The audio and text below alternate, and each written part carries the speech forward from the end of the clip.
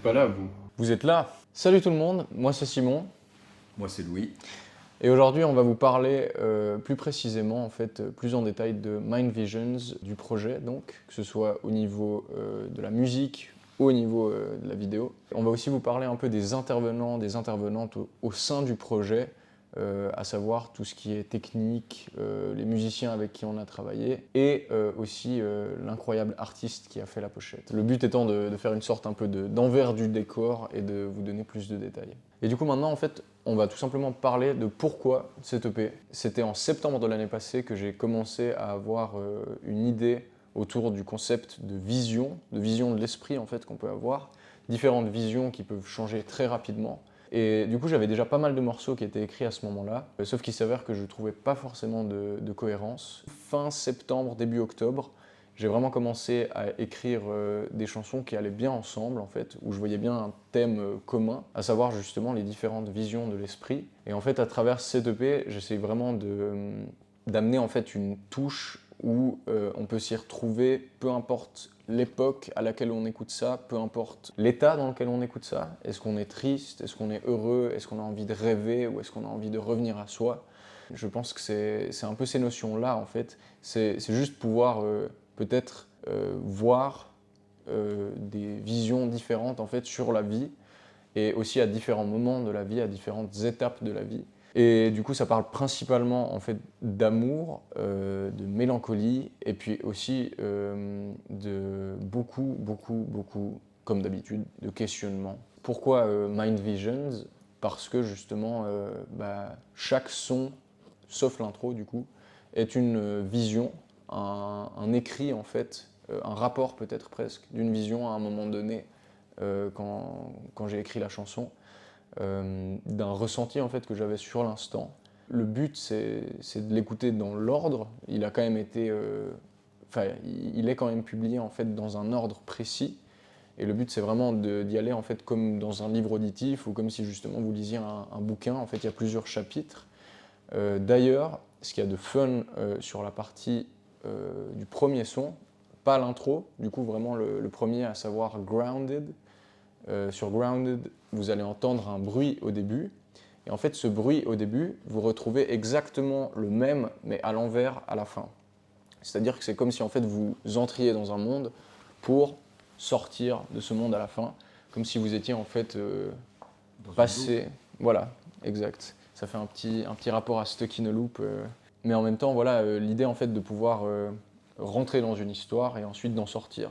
Vous n'êtes pas indéfiniment dans cette histoire.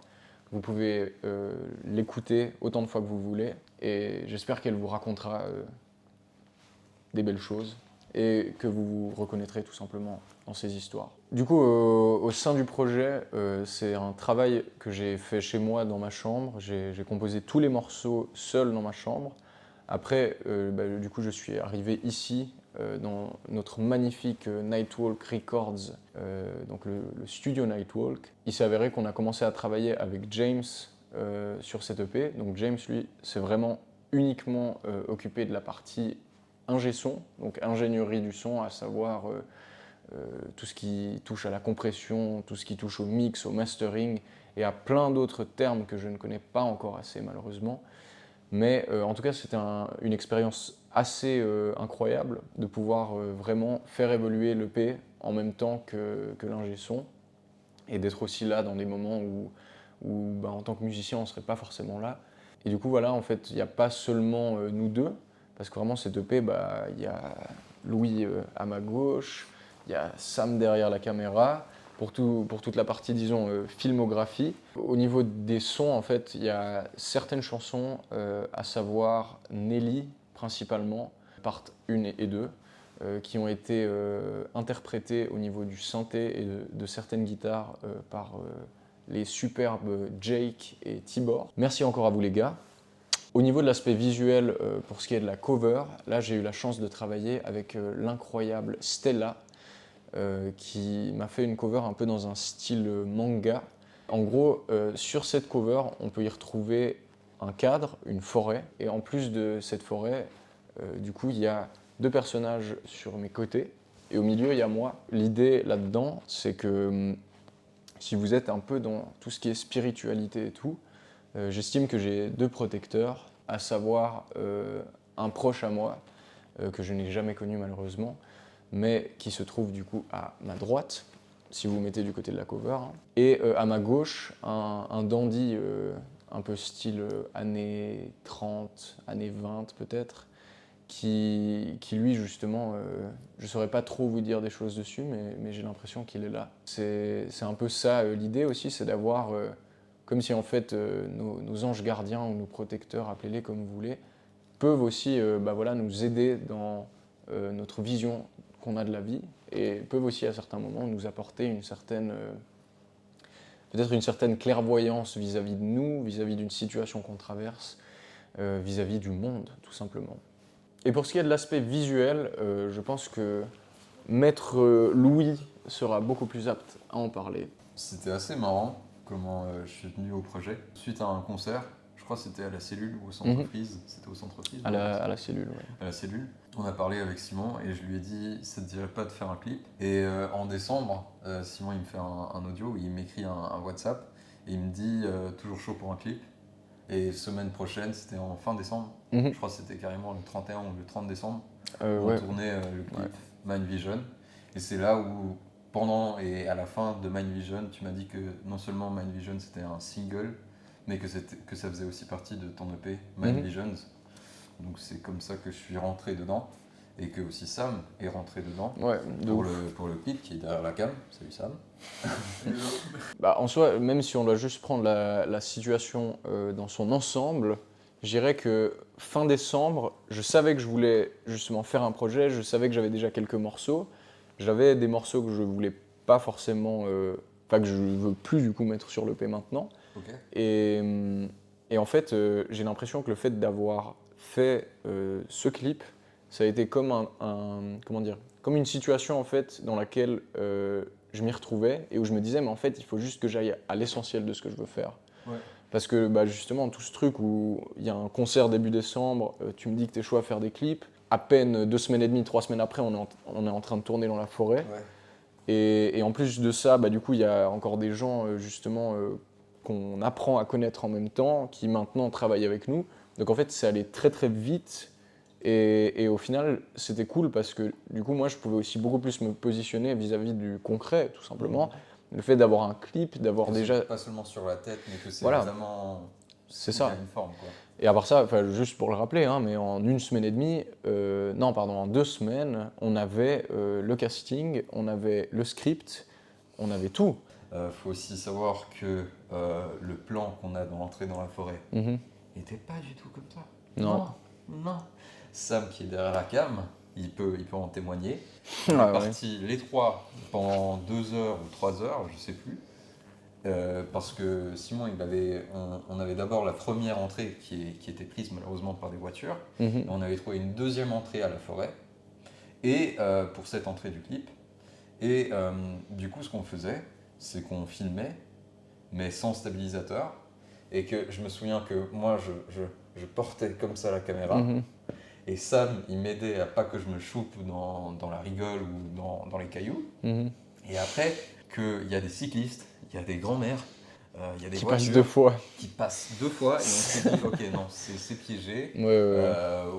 On va essayer de faire ça comme ça. Non, et la cerise sur le gâteau, à part ça, c'est de nouveau, je crois, des grands-mères ou des grands-pères, je ne sais plus, qui montent en haut de la colline, enfin en haut de l'entrée dans la forêt, et qui se parquent vraiment juste derrière moi, dans le champ qu'on voulait avoir. Oh là là. Et du coup, voilà, ça nous a dissuadé de faire ça. Ouais. Donc le plan qu'on voit, il n'était pas là avant même pas 1 semaine de la sortie du clip. Parce que c'est là où on voit qu'il n'y avait que des emmerdes. Ouais. Ça a neigé. La loi de Murphy. Ça a neigé. Et donc il y avait plein de neige et on s'est dit, bon, est-ce qu'on garde, est-ce qu'on garde pas? Est-ce qu'on repousse la date de sortie Et au final on l'a fait le 26 janvier. Ouais. C'est sorti.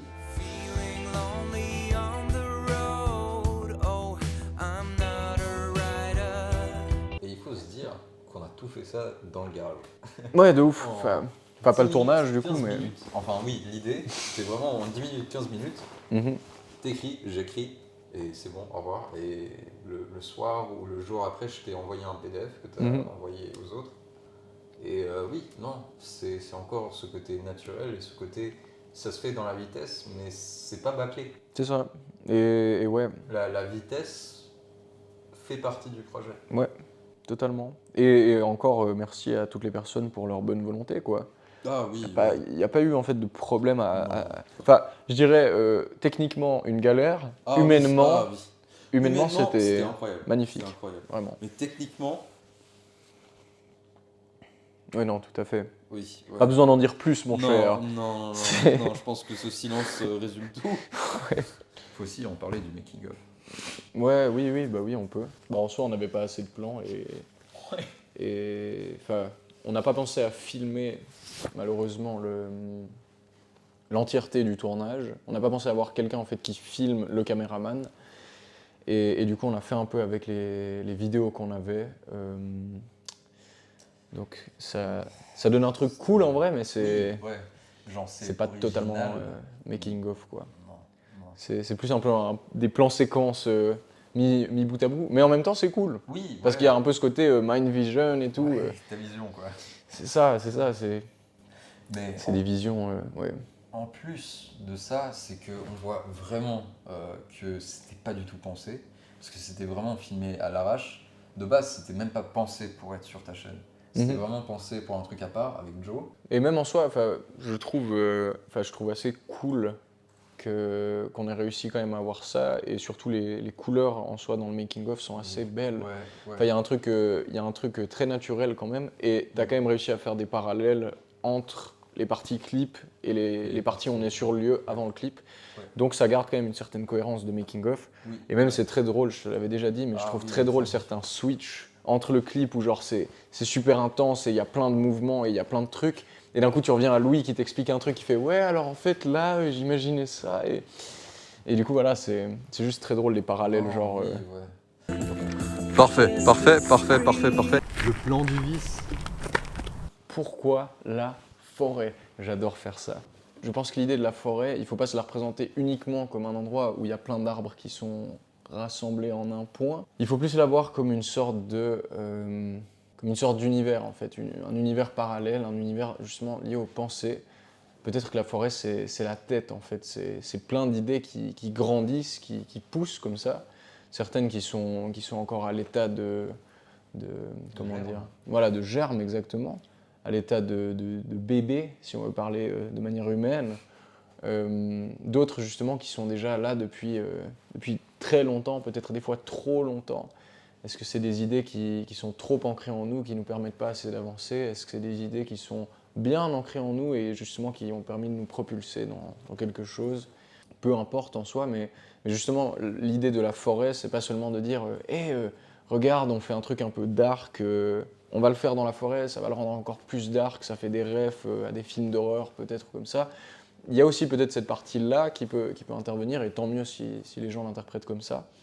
Mais je pense que l'idée avant tout, c'est justement d'avoir ce truc de pensée en fait. C'est plein de pensées, et quand on est dans nos pensées, en tout cas personnellement, j'ai l'impression des fois d'être à la première personne. Donc voilà, c'est aussi l'idée de pouvoir se dire, certaines pensées peuvent prendre une forme humaine, comme d'autres peuvent être beaucoup plus abstraites. Merci infiniment d'avoir suivi cette vidéo. N'hésitez pas à aller streamer un maximum et partager aussi mon EP Mind Visions. Merci à tout le monde, que ce soit au clip, ou à la cover, ou aux musiciens, ou à l'artiste. Merci beaucoup. Ou au caméraman. Sam, tu veux venir? Vas-y. Viens sur le plan. Yes, sir. Mais voilà, du coup, merci infiniment, et on se revoit tantôt dans plein de projets. Oui.